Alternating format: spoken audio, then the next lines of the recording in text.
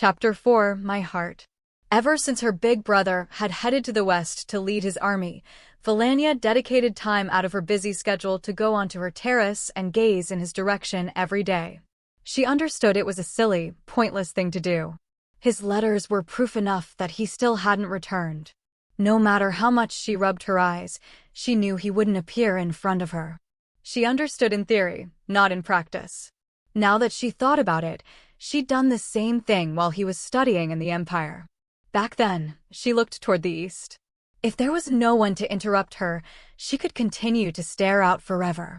Truth be told, with the king bedridden and the prince gone, very few people could scold her for her actions. "Princess, please return to your room. Too much wind is not good for the body." One of those people, the Chamberlain Holly, called from within, and Felania turned to face a swarthy elderly woman of portly stature with short hair and dark skin. It was uncommon to see those of her race, even in Natra. She was from the southern part of the continent, but Felania didn't know the details. For as long as she could remember, this woman had taken care of her. Just a little while longer. "I have to pray for his safety," Felania said. "Whether you're praying on a cold terrace or inside a warm room, I'm sure they'll be heard all the same." "That's not true. I think God listens to the prayers of those who are suffering." "Then I believe God would say you should take care of yourself first. Besides, princess, these hot, fresh pancakes may end up in my stomach if you're not careful." "Oh dear, luring me in with food. What a dirty move, Holly. My God says it's a sin to let hot food go to waste." Holly laughed as she set the table, and the scent of pancakes subtly wafted out. Felania finally stepped in from the terrace. "Nanaki," she called out toward the wall. A boy emerged. This was her guard, Nanaki. From his translucent white hair and red eyes, it was obvious he was a Flom, just like Ninim. "Let's eat together." Nanaki gave a slight nod and sat down with Felania. Holly divided the pancakes as she observed this delightful scene. "Wine says he's doing well in his letters, but I wonder if it's really true," Felania said. "He isn't really the type of person to complain over small things, is he?" Holly had long looked after Wine, too. His personality had gone through different phases, but she'd always thought he was the type of child who kept his weaknesses to himself. "They have no problems," whispered Nanaki, devouring his share of the pancakes. "Ninim is with him." "Yes, Ninim Ralei. She was his trusted aide and confidant, and she was like a sister to Felania." "Yes, Wine and Ninim have each other," she said. She trusted Ninim almost as much as Wine. When they were together, it seemed as if there was nothing they couldn't do. "Yes, you're very right. Why, with Wine and Ninim there, I could ask to join their military efforts and—" "No," whispered Nanaki.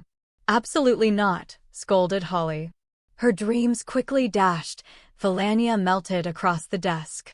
"It's incredibly dangerous, and you don't have any time to spare right now, princess. You said you were interested in studying politics, didn't you?" "Well, yes, I suppose I did." Though Felania had been raised with the tenderest love and care, she'd recently started diving into her studies in order to help her brother. But when it came down to it, her studies were quick to become a bother and slow to come to fruition. She unconsciously moaned at each and every lecture. He must be facing challenges I can't even imagine, but I'm sure he's dealing with them just fine."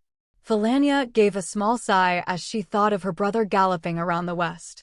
As for how Wine was currently faring, "This sucks." He was in his room writhing in agony, a far cry from his sister's dignified image of him. "I'm screwed, royally screwed. How could I have seriously thought I could get out of it that way?" "Yeah, right? Gah. Told you your greed would backfire," scoffed Ninim coolly, her expression stern. "Plus rumors are spreading like wildfire. Rumors about the very meeting we just had. We never made the guards swear to secrecy. While Wine and Ninim had been preoccupied with their failure, the guards had passed everything that had transpired to the soldiers and residents of the mine. The gist of the story was whittled down to, Martin tried to solve everything with money, but the Crown Prince Regent firmly refused for the good of his army and the people. The guards who had already been full of adoration for Wine cast Martin as a treacherous, savage tribe and Wine as a kind-hearted, sage ruler with an ear to the heavens. Here are a few snippets from the residents and soldiers upon hearing the news. damn Martin. How dare they insult those who gave their lives for their country? Nothing but mindless beasts. Even if they could deceive us with money, it'd never hide their vile hearts. Yeah, but we can always count on His Highness. Even when they offered enough gold to cover the national budget, he still shot them down. He's our national treasure. We can never sully a decision by His Highness. With that, the army's spirit ascended to new heights. The residents of the mine were moved to tears and unanimously expressed a desire to serve His Highness until the very end of their days. I'm guessing now would be a really bad time to withdraw. All I wanted to do was sell the mine and make lots of money. Why'd it have to turn out like this? Wine collapsed on the desk. Gwa. Ninim tried to console him. I think it's a good thing. That he turned you down, I mean. Wah. Miss Ninim, what part about any of this is good? Get your head on straight. On top of being knee-deep in debt, the perfect chance slipped through my fingers. And you're okay with that? But it would have meant accepting the enemy's terms and wounding our soldiers' pride. If you think about it in the long term, it could have damaged your reign. Well, I'm not planning to be in charge for very long anyway. In fact, I plan on selling the country to the Empire the second I rise to the throne, so ow. Quit trying to stick a potato up my nose.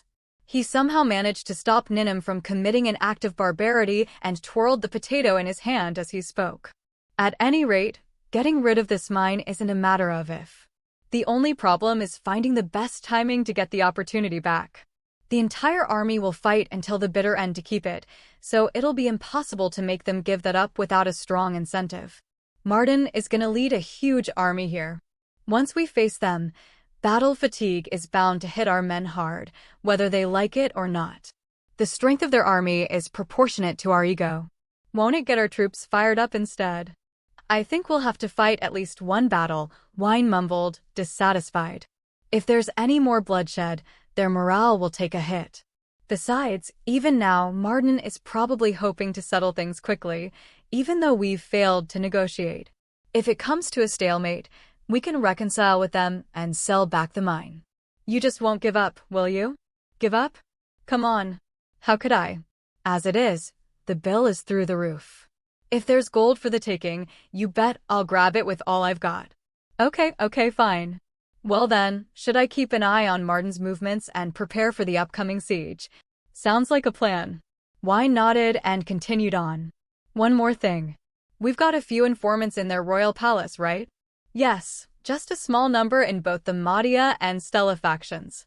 Well, get them to hint that the Stella might make a move and that they might take back the mine soon. Make it seem as natural as possible. I'll see to it. I'd also like to talk to Raklam and Peelant about battle positions. Understood. I'll call them in on the way. Ninim turned on her heel and exited the room. Left alone, Wine distracted himself and played with the potato for a while. He looked up at the ceiling. Doesn't look like I can just leave the next one in Hagel's hands. Guess it's my turn now. Ninim found Raklam near the entrance to the mine, where he was talking with Peelant about the location and condition of the tunnels. Commander Raklam, His Highness wishes to see you. Peelant, he asks that you join him. Certainly. I'll be there immediately.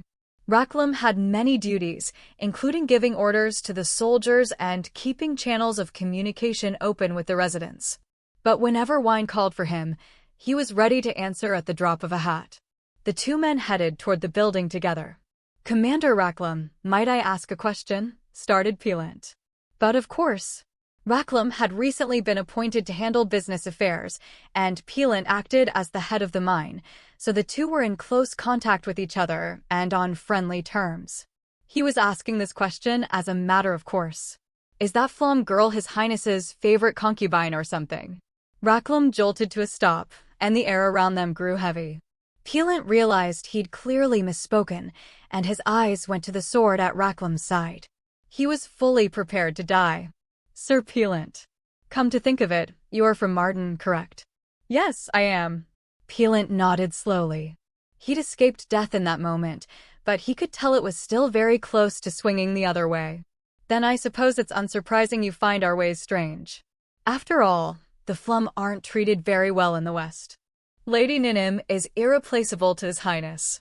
I'm sure she acts as a concubine in some aspects, but she's so much more. She is an important aide and a friend without equal.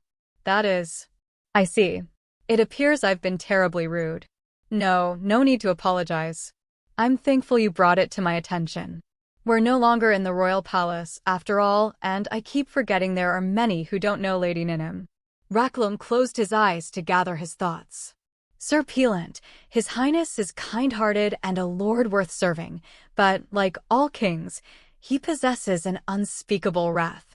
As far as I know, there have been 3 people who've publicly insulted Lady Ninnim. And what happened to those people? They're gone. Peelant quickly understood what Raklam was trying to imply. Sir Peelant, I don't have the authority to give you orders, so it goes without saying that this is nothing but an appeal. See to it that both you and your subordinates watch your words. I understand. But if someone's tongue does slip, he started. If it does, Raklam tapped the hilt of his sword menacingly. It'll be better to pretend they never existed in the first place. If we wake the sleeping dragon, he could very well lose control. Peelant didn't say another word. The 2 carried this silence between them until they arrived at Wine's office. Your Highness. It is Raklam and Peelant. Come in. They entered the room. Peelant's face still looked nervous from their conversation earlier. They both took a knee upon seeing Wine seated in his chair. I have come at your request. I heard there is a task for me as well. Please ask of me what you will. Wine listened to their statements and nodded. Did you hear about our negotiations with Marden the other day? Yes, such news has reached my ears. Well then, this should go quickly. There's no longer any chance of avoiding battle with Marden. We'll have multiple war councils from now on to hammer out the details, but we'll most likely decide to ultimately defend the mine and fight them there. So there's something I want you two to work on ahead of time. Wine grinned and began to explain his plan. While Natra was outlining its defense strategy, Marden was moving to take back the gold mine. How many soldiers do we have? In the royal court, Minister Hollinier was spearheading battle preparations. We currently have around 20,000. Much less than we planned. What's going on? The head of the Madia's Monas family is still reluctant to join the troops. How preposterous. At a time like this, tell them the king will have their heads if they throw any more tantrums. Understood. He issued more orders to his subordinates, then headed for the king's hall. As Hollinier stood before him, King Fishtar made no effort to hide his irritation. Hollinier, why haven't you eliminated those pests yet? My king, please wait just a short while longer. I promise to bring you glorious victory, that much is a given. Listen, those fools were insolent enough to turn down an offer to talk this out. These gnats have forgotten their station and sullied my name for a second time. There will be hell to pay. Even though King Fishtar had zero interest in diplomacy from the very beginning, it was unacceptable for anyone to reject an offer made in his name. He considered the kingdom of Natra to be far beneath him, and he couldn't imagine the correct response to his proposal to be anything other than humble bootlicking. Hollinier still couldn't stop laughing about it.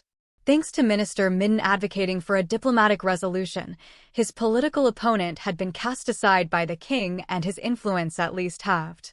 On top of that, Hollinier was trusted with commanding the upcoming battle, meaning the Stella had all the power. No one was left to stand in his way. If he succeeded in taking back the gold mine, his position in the royal palace would be set. He'd drive out the Madia blight and have both the politically clueless king and the rest of the country under his thumb. However, a pitifully small country like this will not satisfy me. I'll have to go big. More ambitious efforts and a clear path ahead filled him with immense joy. As he stood gloating, the voice of someone important reached his ears. Is this where you were, my king? A handsome man clad in armor appeared before Hollinier and the king. He was the young General Dragwood, one of the Stella and a full supporter of Hollinier. I apologize deeply for my tardiness.